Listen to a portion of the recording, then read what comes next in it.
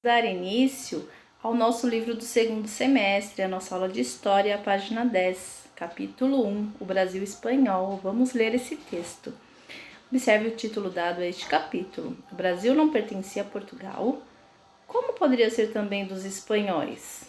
Ao observar o mapa a seguir que mostra o território americano no início do período colonial, podemos compreender qual parte foi colonizada pelos espanhóis e qual foi colonizada pelos portugueses. Então, de um lado tem a América Espanhola e do outro a América Portuguesa.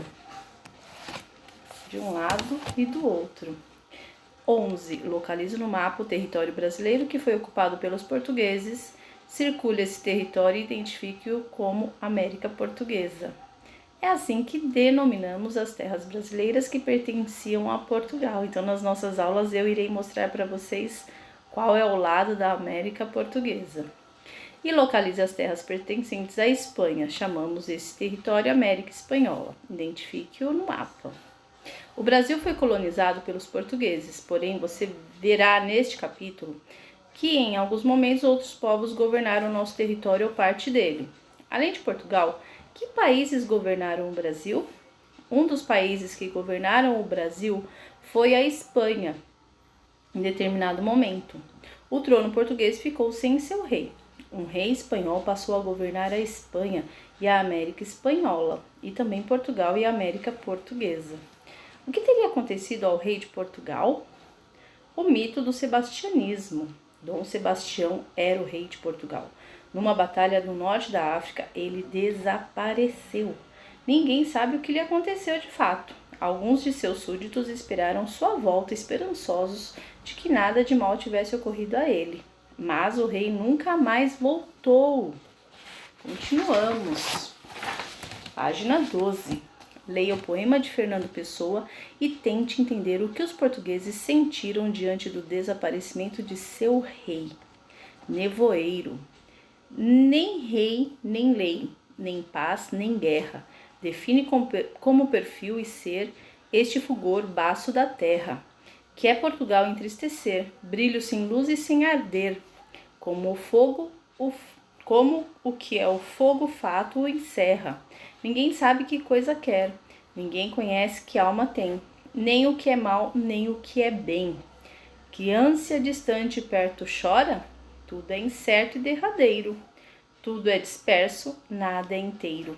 Ó Portugal, hoje és nevoeiro. Então esse poema feito por Fernando Pessoa foi por causa do desaparecimento do rei. E no final ele fala, é a hora. E aí tem alguns sinônimos, né, de palavras que estão aí neste texto. Derradeiro quer dizer último, aquilo que ficou para trás. Fogo, fato, é uma chama azulada. Então vamos responder aí as atividades sobre este poema. 1. Qual a mensagem do poema? Então essa mensagem aí, né, que passa pra gente é sobre o desaparecimento do rei, né, a tristeza pelo desaparecimento do rei. 2. Será que Dom Sebastião teria sido um bom líder? Levante argumentos a partir do poema. Sim, claro, né, se todo o povo chorou com o seu sumiço, é porque ele deveria ser uma boa pessoa. E vamos à página 13. Uma história que acontecia na Europa. Para entender o que estava acontecendo na Europa, por volta do ano 1000, leia a história em quadrinhos a seguir. Por volta do ano 1000, há mais de 1000 anos, na Europa, na região que hoje corresponde a Portugal e Espanha, aconteceram grandes batalhas entre cristãos e muçulmanos por questões religiosas, terra e dinheiro. Do ano 1000 ao ano 1500, os muçulmanos permaneceram na região que corresponde a Portugal e Espanha, Península Ibérica, por cerca de 780 anos.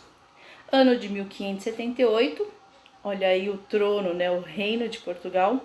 Durante uma dessas batalhas envolvendo cristãos e muçulmanos no norte da África, o rei português sumiu. Não havia ninguém para assumir o trono. Continuando a página 14. Enquanto alguns esperavam o retorno do rei, outros se perguntavam, quem vai assumir o trono português? E no ano de 1580, O parente mais próximo que desejava assumir o trono português era Filipe II, mas ele era o rei da Espanha. O reino português se uniu ao espanhol. Essa união foi chamada União Ibérica. Com essa função, as terras que pertenciam a Portugal passaram para o domínio do rei Filipe II. Foi assim que o Brasil se tornou espanhol. Você sabia? Os muçulmanos são os seguidores de uma religião que surgiu na Arábia por volta do ano 622. Seu maior profeta foi Maomé. Veja as imagens que mostram algumas características dos muçulmanos. A mesquita é o lugar público de oração dos muçulmanos. Olha aí ao lado. A mesquita da foto ao lado localiza-se no bairro do Brás, em São Paulo, pertinho da gente. Os muçulmanos do norte da África eram chamados de mouros. E aí abaixo, né, mulheres muçulmanas em Paris. Elas costumam usar véus.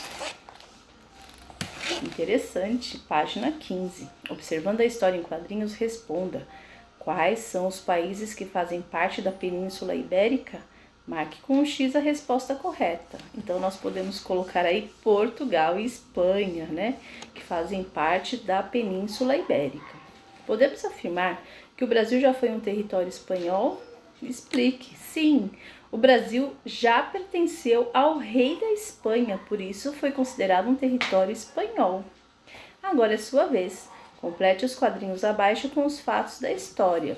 Em 1500, os primeiros europeus chegaram ao Brasil. Esse território era habitado pelas comunidades indígenas, que possuíam costumes e tradições diferentes. Nós já falamos sobre isso, né? Que quem morava no território brasileiro eram os índios.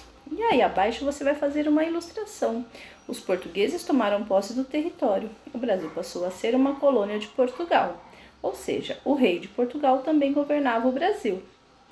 E abaixo você pode escrever aí que o Brasil se tornou um território dos portugueses. E vamos para a página 16. Por que a história de Portugal é importante para entendermos a história do Brasil? É importante, pois tudo que se refere ao nosso país é importante que saibamos. E 5. E o que acontecia no Brasil tinha repercussão em Portugal? Claro que sim, né, gente? Portugal era afetado pelos acontecimentos daqui do Brasil. 6. Observe a linha do tempo da história do Brasil para recordar os acontecimentos. Então, vamos lá.